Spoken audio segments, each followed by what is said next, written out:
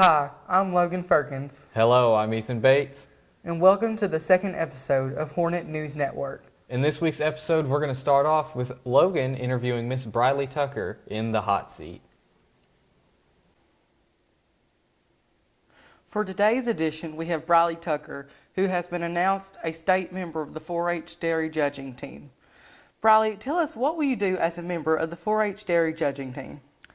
As a member, I am one of the 4 in the state. The other 3 girls are from Spencer County, and what we do is we evaluate a group of cows. There's usually 4, and we're looking for traits that can help them in the show ring and out on the farm. And so we place them, first through 4th, and while we're doing that, we have to take notes about each cow.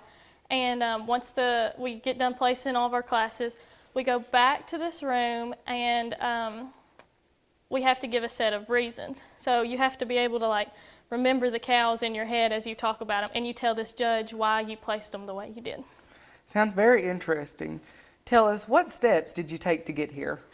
I started showing cows about 5 or 6 years ago, and I just kind of had the feel for it, an eye for it. I could pick out, who I thought was going to win, and our ag teacher, Mr. Jones, and our 4-H agent, Miss Amy Brandstetter, kind of pushed me to start judging cows. So I started doing local contests here and there, and then I started doing the state contest. And if you make top 12 in the state, they ask you to come to these practices all over the state of Kentucky, and they take their top 4, and that makes up the state judging team.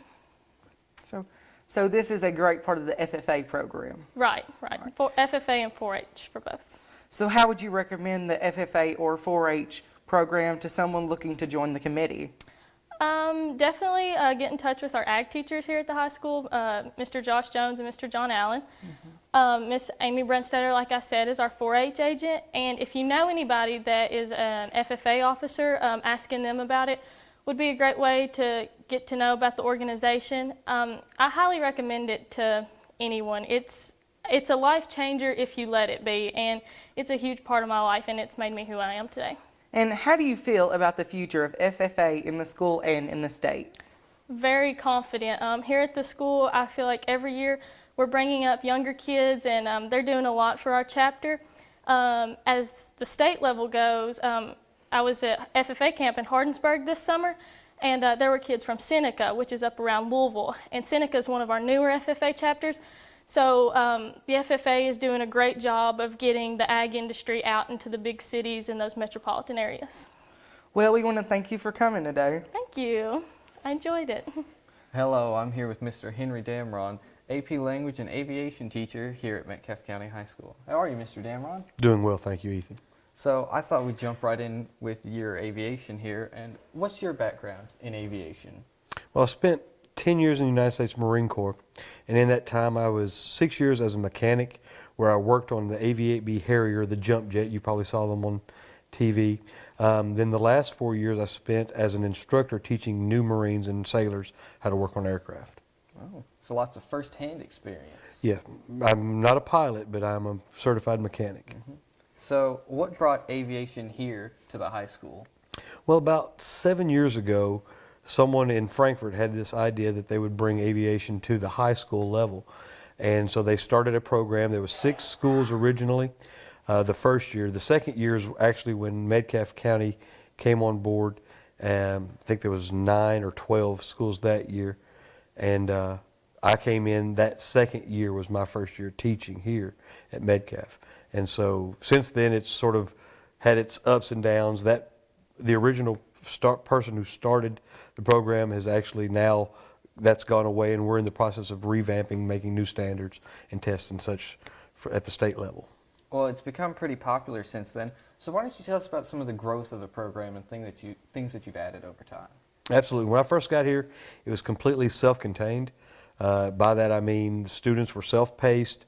The program they sat in front of a computer for that entire class period, and there was really no instruction involved. It was all to be done at the computer. And we realized pretty quickly that that's not a great way to learn. Yeah. And so we started developing standards and projects. Buzzword today is project-based learning, and so we utilized that. Started making more hands-on stretching it from just the aviation pilot side to include aviation mechanics, aviation and aeronautical engineering, using things such as supply and demand, airport design, maintenance, and control, things like that. Air traffic control is another one. So it's grown exponentially. Yeah. So what's the goal for any student that is participating in the aviation program? Well, KDE says the goal is for the students to get a certification in the career path. My goal as the teacher is to sort of introduce students to a career pathway that isn't readily visible in Metcalfe County. We don't have an airport. We don't. There's not a lot of aircraft or pilots in this area. However, Louisville is a major hub for FedEx and UPS. Same with Nashville and a little bit farther away in Memphis. And these students, some of the students here don't realize you can start off making $30 to $35 an hour as a certified mechanic. And then, so usually we use the piloting side to get them excited, get them in, but they quickly understand that there's more to it. We've graduated people who are now engineers. We've got some that are in robotics. We've got some that are actual pilots, some that are mechanics. So we've really run the full spectrum of what the school has offered. We've got people actually out in the workforce doing them. Lots of different pathways for Absolutely. every student to take. So what new innovations would you like to see in the future for the program as it keeps expanding? Well, I would love to see us build some sort of hangar space out back or somewhere on the property.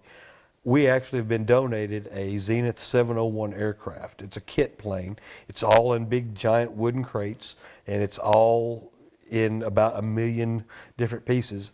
And if I had a place we could actually set up and put it together, I could actually have the school build the plane, and which point you build it, you sell it, you buy another kit, you build it, you sell it, you buy another kit. It becomes a self-sustaining program, but we would first have to have a means or a place to do that kind of work. And that would give students a lot of hands-on experience with the planes. And Absolutely, and it becomes more than just thinking about or practicing. It's actual, like you said, hands-on, touching, manipulating, and working with an aircraft. I think that's a goal that everyone in the program could get behind pretty easily. I would hope. Well, thank you very much, Mr. Dameran, for coming and letting me interview today. And we hope to maybe have you on again in the future. Well, thank you, I've enjoyed it. And thank you, Ethan, for taking the time. All right.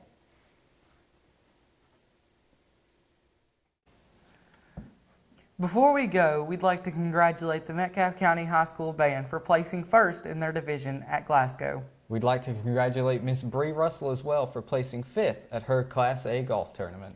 We'd also like to thank Miss Briley Tucker and Mr. Henry Dameran for allowing us to interview them for today's episode. To end off this episode, here are some football highlights. We'll see you next time.